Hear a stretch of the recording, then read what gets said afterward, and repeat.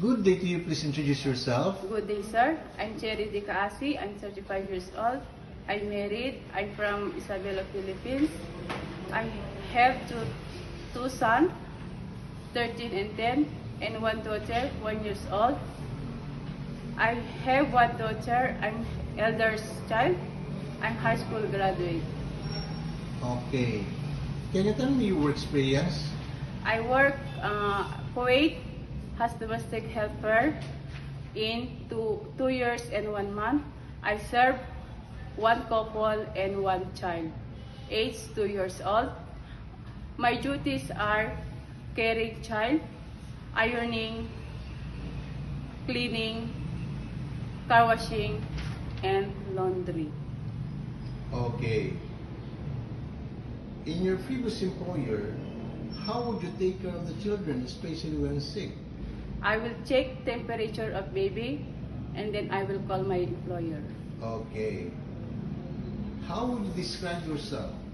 I'm hardworking, honest, and responsible person. Okay. Do you have any tattoo? No, sir. Do you have surgery or serious sickness before? Yes, sir. I have surgery, cesarean section 2 years ago. Okay. Do you have an allergy to certain food? No, sir. Do you smoke and drink alcohol? No, sir. Why do you want to work abroad? I want to work Hong Kong because I want to save money for my family. Okay. If you get hired, who will take care of your children? My husband. If you're homesick, what would you do? I will focus my job. Okay. What time do you usually sleep and wake up when you were working? I will sleep 10 a.m.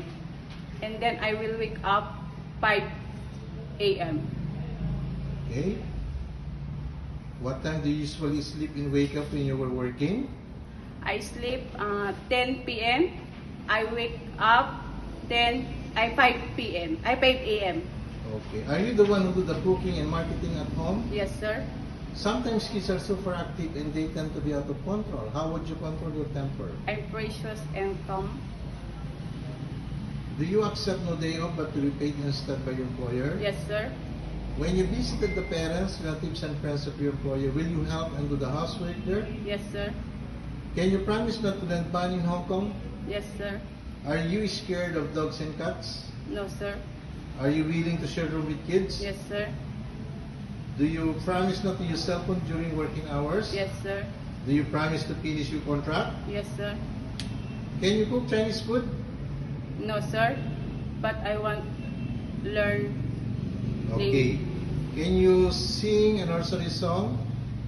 The wheeling and the bus go round and round, round and round, round and round. Wheeling in the bus go round and round, all through the town. Okay, what is your message to your future employer? Good day, sir. Please choose me. Please choose me as your housemate because I'm hardworking, and I